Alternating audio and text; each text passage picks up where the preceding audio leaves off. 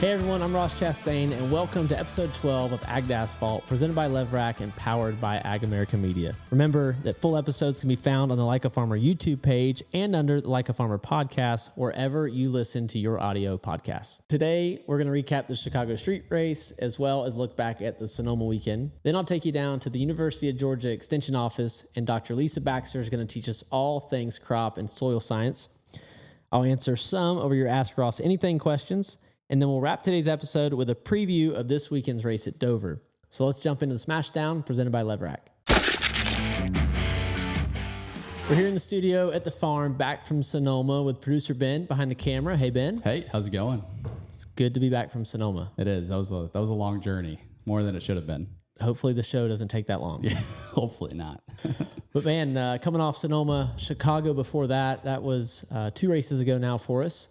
Another win by Trackhouse for SVG and that 88 team. Awesome to see that. The execution that Shane continues to show, his pit crew, road crew, building the cars that he needs to go win is absolutely incredible. And they're building the other cars similar. So it's up to Daniel and I know for myself to keep up with him. Definitely did not qualify the way I wanted to at Chicago. I just couldn't make a lot of speed, and laps didn't feel terrible, but they just weren't very fast. But we got a 10th out of it, so that was good. Elephant in the room. We did have the 22 incident where it turns out the 47 hit the 22 who hit me, and then in the next corner, I end up hitting the 22 who hit the 47. So there was also contact from the 2 who had gotten hit by the 47 out of the final turn, coming to the restart. Like when I really broke it down, it was crazy. The amount of contact that happened out of the final turn and then into turn 1, the 2 and the 60 inside of the 5. There was, honestly, it was a bit, I finally just had to like shut all the videos off and like, okay, a lot of people ran into a lot of people and I was right in the middle of it. So, it was good to make it through that. I bounced out of the tires in a very unique way where I thought I wasn't going to, and the car was fine. So, happy to make it out of there with all that, with a 10th. That's something to duck my head and get the heck out of Chicago. I was at that corner on the restart too. You flew right into me. So I have some photos of you look like you got spun out by Priest, but I'm kind of looking for it. I just see you go straight into me and I had to jump a little bit. So thanks. You jumped? Yeah, a little bit. Trust the wall, man. I mean, it's the dust, it's everything. You don't know what's going to come through there. So but there was a Bapple car coming your way. Yeah, I just saw a blur of red coming my way, and boom. And then he kept going though, so that was productive. Yep. Yeah. Shane doubled up on the weekend. That was cool to see him win in that 9 car at Connor's detriment though. So Shane went and took the win. I think it was good. He went and did what he needed to do to win himself, and Connor lost. So we'll get back into that when we jump to Sonoma, because it was definitely, I think that played a role when they got to the next week. But for us, great experience in Chicago. I went for a jog, dinner with my guys, of course, deep dish, not something I'd want to have every night, but got to have it when you're in town. So really cool. Sparco gives us these electric scooters, so I scooted all over town. I don't know if you ever see those. I saw a couple this past weekend, and I was wondering if you guys were buying them or they were just handing them out. But that's fun. I think we bought enough fireproof suits and underwear that you should Miss Connie get a scooter out of it. Miss Connie was nice to us, so they're awesome. And we use them every now and then, and the crew guys use them around the garage and stuff. When we push them through the garage and then ride them outside. So it's definitely. We're thankful for them. So it was nice to get all over the town with that. I ended up jumping in behind a Uber Eats bicycle guy, and I just went wherever he went. Nice. Because you're not supposed to ride that stuff on the sidewalk. Right. Yeah. And then they have like the green bike lane, which I don't know if we're even technically supposed to ride in those. Because I took one that weekend too, and I was just kind of like just moving back and forth through the lanes. So I had a great experience. Traffic, everybody was very kind to me. I didn't get honked at and felt safe doing it. So yeah. Cool. Yeah, those things zoom too. They're quick. Yeah, they're nice. Jumping ahead to Sonoma, I went up on Wednesday and did a day with CMOG. That's the Corning Museum of Glass, which is up near Watkins Glen. Big sponsor around the track. And track president, Miss Dawn up there, showed me all things how to blow glass. And I made a watermelon bowl complete with a bite out of the top because I did kind of mess it up right at the end of the process. But it was really cool. it's an old art form, and they're keeping it alive there, and really neat. It was cool to do. Hot. I mean, molten glass. It's as hot as it could possibly be. I don't think it gets any hotter. It's liquid. So that was cool. And then from Wednesday night to Thursday night, I attempted to fly to San Francisco. 3 airlines, 3 different airports. Finally made it. A day of trying to travel, I guess I should say. Just one flight canceled, then too early in the morning to get an Uber. There was no taxis or Uber or Lyft or anything to get me over to the airport, so missed that flight, and then had to go back to Syracuse after trying Ithaca and Elmira on my way out. So definitely it's one of those things. You just can't be in a hurry, and I think with commercial travel, for our competition's sake, like, I would never fly in commercially day of.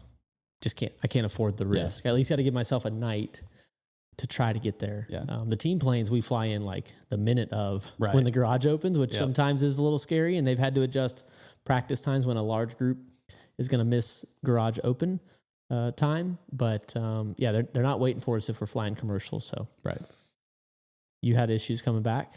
Yeah, I had probably a 2-hour delay getting there. Supposed to get there around midnight, and then I ended up getting there like probably 1:15-ish, because then I got to the rental car place like 3 minutes before they closed. Otherwise, I would have been stuck at the Sacramento airport. So okay, yeah, not as jumping around as you, but and then issues coming back, but same type of deal. Another 2 hours getting home late. That's okay.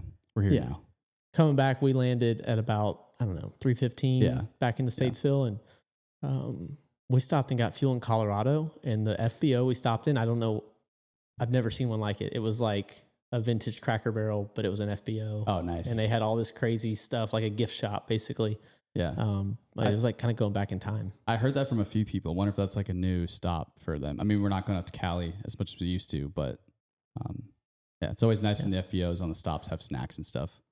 I'm guessing it will depend on the price of a gallon of jet fuel. Yes. That kind of dictates where we stop. Right. But man, Sonoma, I called the Xfinity race.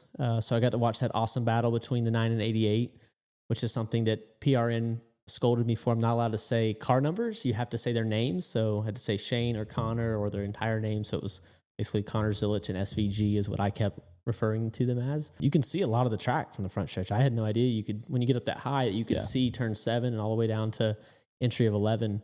So that was neat, but great race for the Xfinity race. It was awesome. Yeah, it was really cool to see. And I mean, it's funny, we were talking in our group chat of like, they're duking it out, but they're like 10 seconds ahead of everybody, and they're like not losing time really. So it's cool to see 2 guys go out, especially Connor taking it to SVG, because like nobody's really done that yet. Yeah.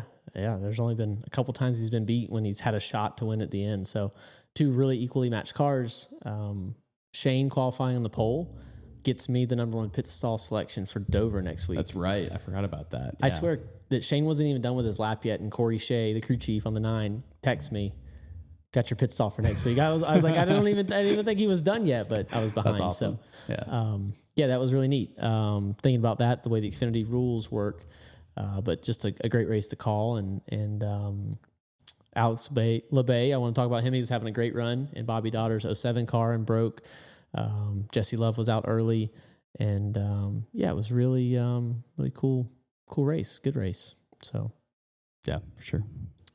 Did you get up to the campsite in turn 1? I did. I went up there a couple times. Yeah. So had you'd known the Van Groenigans? Yeah. I went there last year. Yeah. So the Van Groenigans are California farmers. They grow several things, but watermelons is a big part of their farming operation. So I've heard of their names my entire life. My uncle had told me about these Van Groenigans, these California guys. They're really big out on the West Coast, but I never met them until I was racing. And then they came to the track, and we set it up to meet. And one, they're good to have at the car post race because they're large fellas and big family, and they all farm together, a lot of them. So definitely been great to get to know them over the years. And their Yosemite Fresh brand of watermelons, that's the watermelon we had in the trailer if we were able to beat SVG somehow on Sunday, was a Yosemite Fresh watermelon. So that was really cool. They had a couple campers up in turn 1. Some stayed there, some went to hotels, and I think they had a really, really good time. They like Busch Light. Did you get any of their juice? Oh, I had like 3 of them. I was just going to mention that because I remember that from last year. They had like the mint and the blood orange, and this year they just had the blood orange, but it is so good. Yeah. So it's a watermelon juice. They're cold pressing watermelons, and they just have their label. They just have it for really, I don't know if they're selling it, but their dad, which would be 2 generations above Jacob, who's my age and my generation, when he retired from the farm, he wanted to cold press watermelons, and so they've got the blood orange. Like Ben said, it's good. So I had quite a few. I think it's time to jump into, I guess, the cup race a little bit. Same story as the last 4 Xfinity and Cup races combined. SVG he just dominates. He's able to make speed on Saturday, and he only had the pole over Briscoe by like 100th or something. Yeah, it was close. The first time he went out, and then we all cool our cars down, our tires, like everything. And then we go back out, and the only person I think that went faster was Shane. He went even faster. So, just an incredible talent. We were able to qualify 4th, which was really good for me, but fell back to 6th early. And when we were falling back, we made the call to take the stage win, knowing we thought the top 5 would pit. So we grabbed 10 points and a playoff point. And I had a really good stage 2 and got back to what would be 12th. So we shorted the second stage.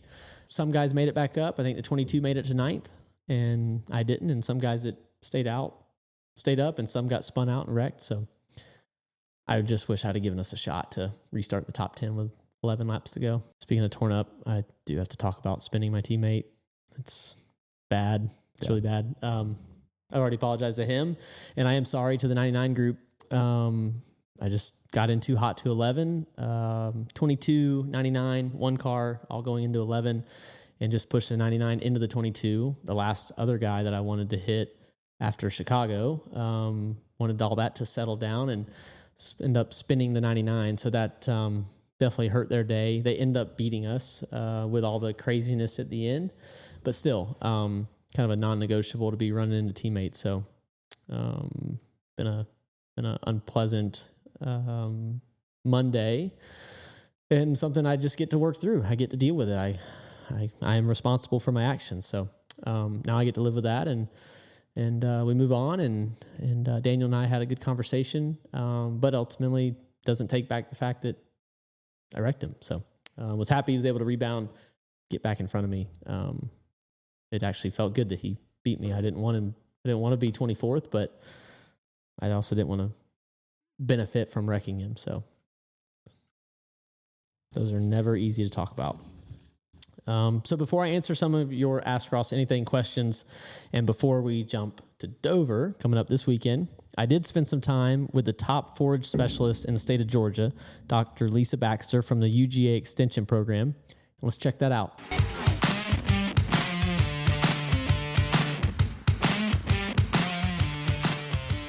Hey guys, today we're here, boots on the ground in Tifton, Georgia with the University of Georgia. Miss Lisa Baxter, gonna learn all things hay today. Absolutely. Thanks for having us. I'm glad you all could make it. It's a great time to come to Tifton.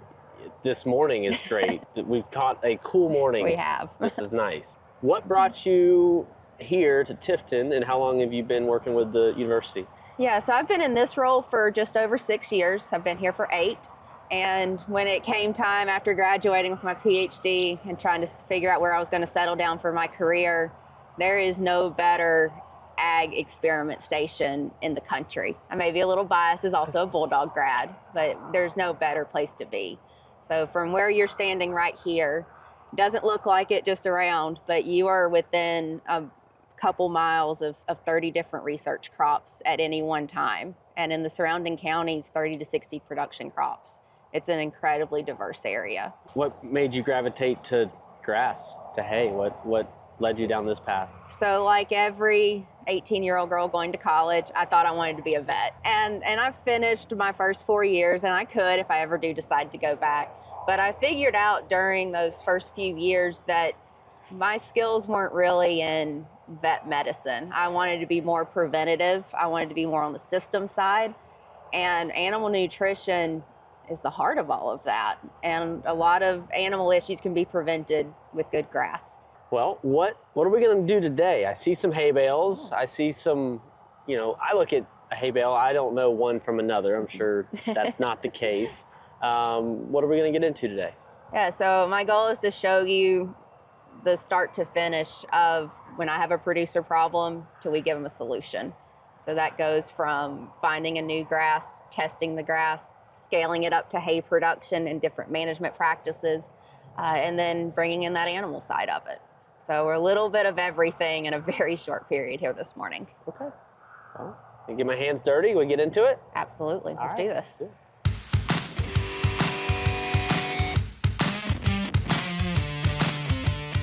So this is pretty standard hay coring probe. You have manual ones you can hand crank in.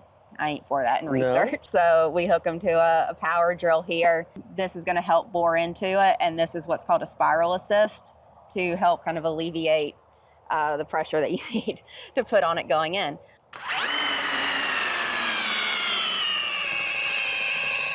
Pull it back out. Pop that off. The hay sample in there. So even though it kind of looks kind of dingy on the outside from sun bleaching, the net wrap is really helping protect that forage quality inside till we can get these bales shipped out. We get them moved very quickly. It just depends, but we have taken practices here by controlling vegetation, stacking them correctly, and so on, that they could sit here for a couple weeks to a couple months and not lose appreciable quality. What kind of grass are we looking at? So that is Bermuda grass. Okay. We don't know the specific variety. We're hoping to test that this summer, but it's mixed Bermuda that you see growing all out here. So all of these bales came from these fields out here.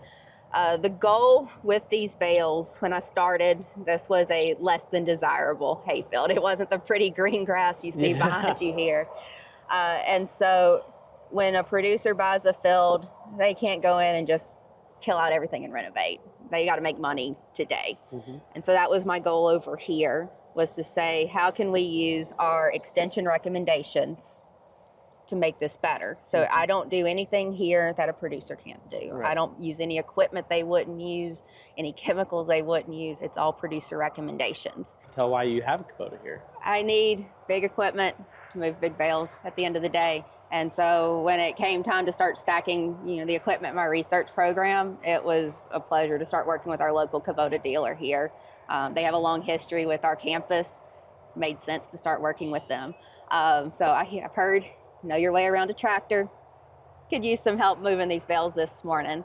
But take it easy. I'm very partial to this tractor here. It's the most horsepower of any tractor on the campus to the tiniest researcher, and it's really starting to go to my head. Have you seen me drive before? Are you sure you want me to do this? Yeah, it's insured. It's fine. Okay. Yeah, I mean, they can always send another one.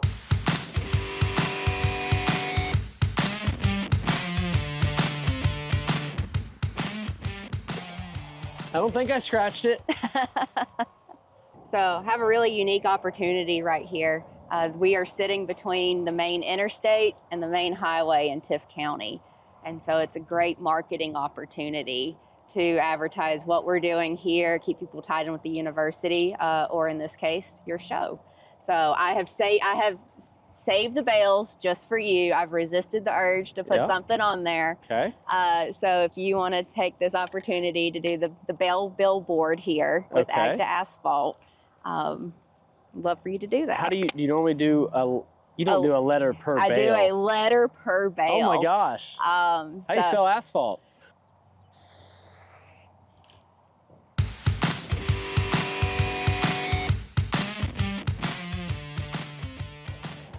So words suddenly look wrong when they're on this scale. You're telling me I'm nervous. And make you second guess spelling. Well, it makes me question the English language.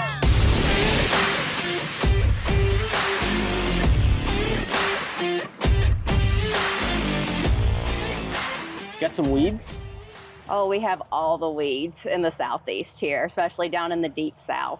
Do y'all get a hard freeze here enough to reset? Not always. Not always, yeah. I've been wearing shorts and a tank top on Christmas Day here before. I would rather take my rig to where the weeds are, even if that means I got to drive a little further, sweat a little more. I don't want to contribute any more weeds to the ecosystem. Yep. It's 2025. Why do we need to learn more about chemicals and weed control? All right. So there's always a need for diverse active ingredients out there. As new ingredients are being built, they're helping us prevent herbicide resistance and other chemical resistance too. That's just mostly where I work, is on the herbicide side. And keeping herbicides as part of an integrated weed management plan. We have a lot of tools in the toolbox to control weeds, but spraying a strategic herbicide is often the more sustainable option when we look in terms of the carbon footprint and resource utilization than if we had to come mow every other week to keep everything suppressed. Ready to gear up? Yeah, let's. All right. Yeah. Then you can put on the belly or the chest strap.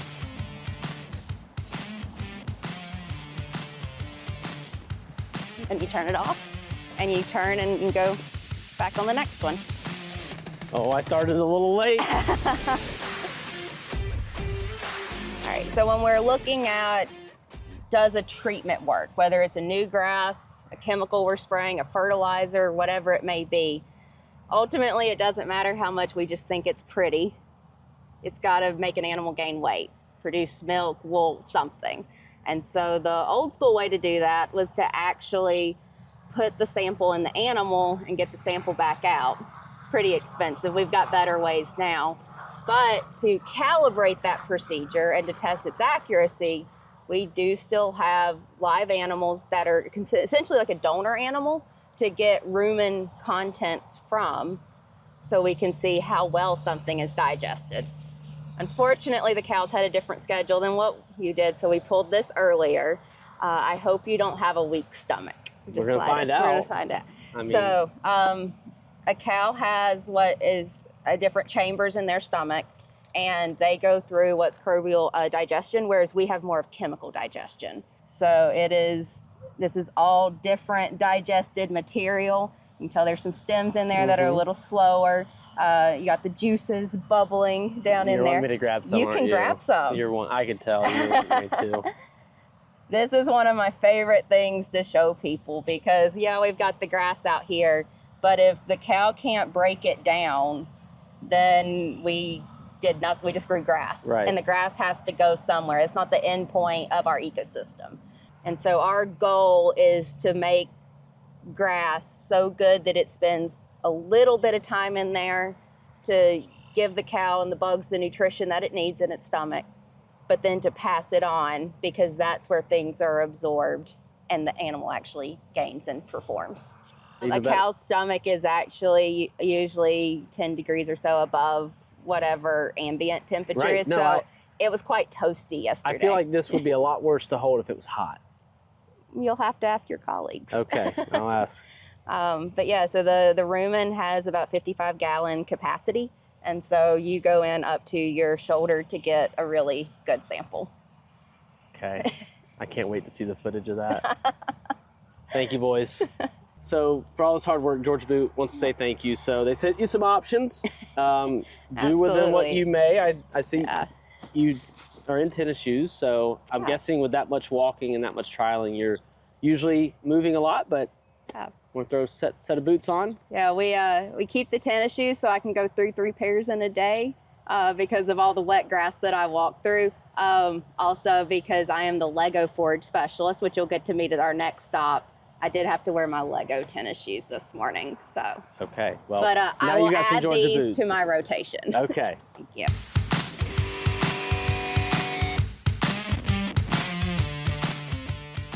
Thank you for showing us around today, taking some time, and teaching a little bit. That's it's really cool knowing that there's progress always happening right here in Tifton. So thank you for letting us come by today. Yeah, I'm glad we were able to showcase it.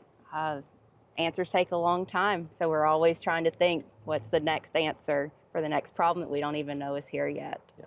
And a little bit about the Legos. Yeah. I hear this has spiraled a bit out of control for you. It has. So I'd like to introduce you to Lego Forage Specialist. South Georgia isn't always conducive to me being on camera. So I have Lego Forage Specialist that helps with our social media and outreach efforts. Really connects ag to a broad generation and different backgrounds, much like what you're doing. But I do it in Lego form. And love my little Kubota tractor baler. It comes to all my little hayfield demos. So I hear you're partial to watermelons. So it only made sense to find a Lego NASCAR driver and add some little watermelon details there. Well, I hope my car is as fast as a Formula One car the rest of the year. So that'll be cool. So thank you, and see you down the road. Thank you. A big thanks to Dr. Lisa Baxter, Georgia Boot, and Kubota. Now it's time to jump in to some Ask Ross Anything questions. Make sure y'all keep submitting your questions that I may or may not answer to the full-length video episodes on YouTube that we're posting every other week, right there in the comment section. This week we've got Dirty Deaf, and the question is, what's the track that you've put the most work on but still haven't had the best runs at yet? Most work, Chicago, probably over the 3 years that we ran there. Just a ton of sim time. Video, just nothing felt natural there, and nothing looked natural about 90-degree turns on surface streets. And so definitely put a lot of time in and got a 10th this time. That was the best I could ever say we did. So Chicago would be the most work for the least amount of reward. Next is Aaron Van 51. The question is, Ross, would you ever come race at Owasso Speedway? I mean, I would, but no plans right now. I got asked this question a long time ago, and it was, what kind of race car driver do you want to be the best at? And I said NASCAR. And so the guy said, well, then go race NASCAR. I was trying to decide a late model race or a truck race at the time. And I've pretty much lived by that mentality ever since. And even if it's fewer races, I just go full NASCAR races anytime, anywhere, any place. And so never say never, but no plans right now. And then Brandon asks, have you ever sneezed while racing? And if so, how do you counter an incoming sneeze? Yes, Brandon, I have. There's really no way to fight it. I'm locked into the car. I can't hold my nose. I can't really do much. So I have sneezed. The best thing I could do is take my generic allergy medicine every morning like I do. But when I forget, I do sneeze. Any day that I forget, I sneeze way more during the day. So I used to laugh at people with allergies, if I'm being honest. My cousin Trey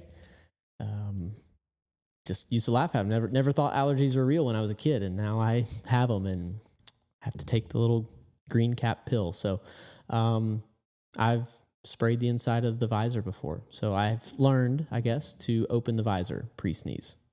All right, that's it for Ask Ross Anything. Y'all keep throwing those questions in the comment section of our full video episodes on YouTube. Dover's up next. Monster Mile. How many times have you been there, Ben? I've only been once, and it was like 3 or 4 years ago. What do you have against Delaware? Nothing right now.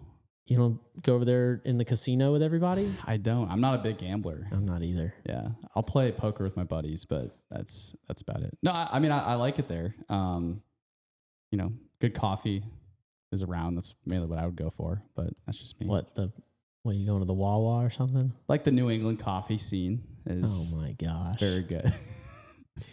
Give me some nitro cold brew. Let's call it a day. That's true. But we're finally back on an oval, so that's nice. So everything that SVG has done sim-wise and like prep-wise, I've just studied and just leaned into, and I'd say mixed results on if Chicago didn't really help me make speed in qualifying, but I think Sonoma did. So it's kind of just have to keep trusting the process and showing up and putting the work in on the DIL or simulators. Now for Dover, it's opposite. So now he's following me and we're guiding them, the ones guiding the 88 on what to do and driving traits and characteristics and things that I do. He's coming a little bit my way on it. So Dover's a place I've been going to since 2012. And I remember in going into 2019, I was supposed to drive that 42 Xfinity car. So in 18, I already knew it. And I took a picture of the gold trophy. 19 was the 50th anniversary. And I said, I'm going to come back and pick you up next year to the trophy.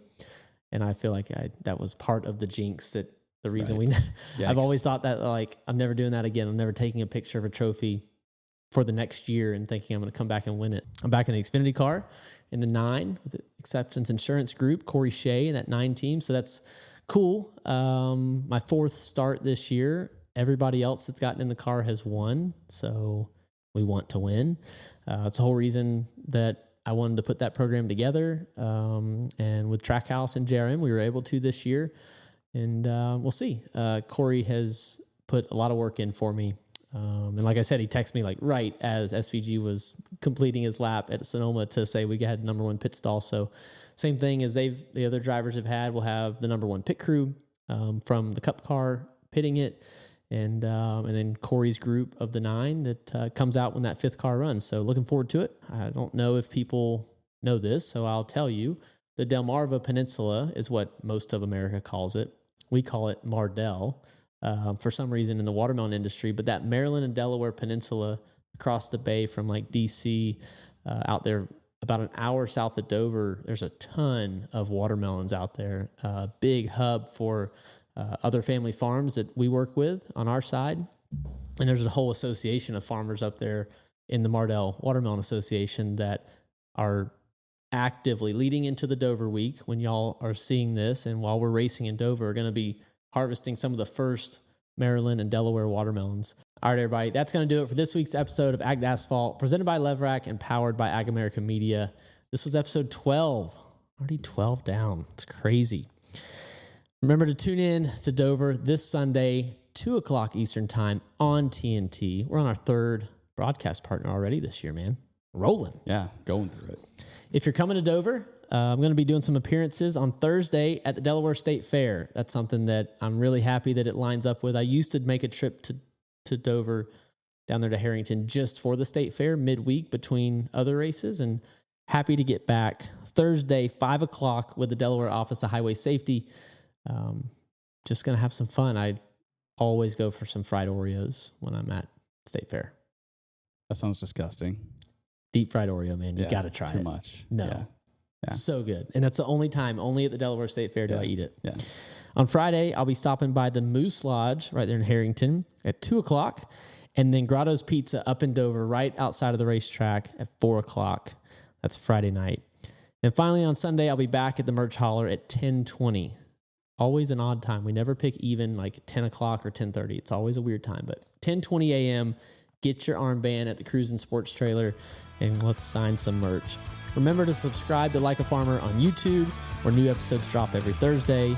Leave a rating on Apple Podcasts and Spotify, and we'll see you in the next episode.